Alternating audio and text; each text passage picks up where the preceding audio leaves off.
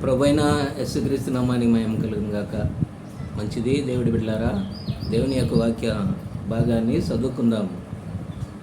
పరిశుద్ధ గ్రంథం బైబిల్ దేవుని యొక్క వాక్య భాగాన్ని మత్తయి సువార్త 15వ అధ్యాయము 9వ వచనము.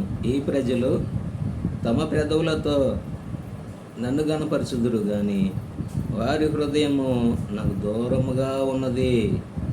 మనుషులు కల్పించిన పద్ధతులు దైవోపదేశములని బోధించువారు నన్ను వ్యర్థముగా ఆరాధించుతున్నారు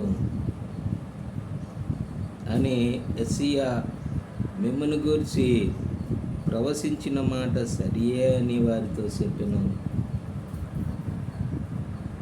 ప్రభువైన యేసుక్రీస్తు నామానికి మహిమ కలుగును గాక. ఎవరిని గురించి ఈ మాటలు మాట్లాడుతున్నారు? ఈ ప్రజలు వారి పెదవులతో నన్ను కనపరుచుదురు. నిజమేనా?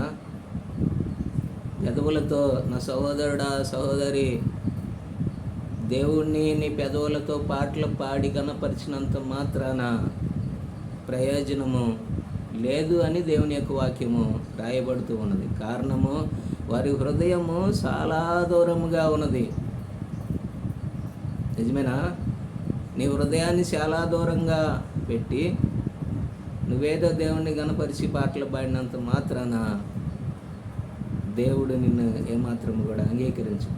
తన కుమారుడుగా, తన కుమార్తెగా నిన్ను అంగీకరించడు. కారణము, పెదవులతో గనపరిచే వ్యక్తివి, మరో హృదయము దూరంగా. అదేందండి? నీ హృదయము దేవుడికి ఇస్తే ఆ హృదయాన్ని ఆయన రక్తంతో కడిగి శుద్ధి చేసి ఆ హృదయాన్ని, కఠినమైన హృదయాన్ని మాంసపు యొక్క హృదయంగా మార్చి జాలి నొందే యొక్క హృదయము, పరిశుద్ధాత్మ కలిగిన యొక్క హృదయము దేవుడు నీకు ఇవ్వాలని ఆలోచన చేస్తే ఆ ఘోరమైన వ్యాధి కలిగిన హృదయాన్ని ఏమో చాలా దూరం పెడుతుంది.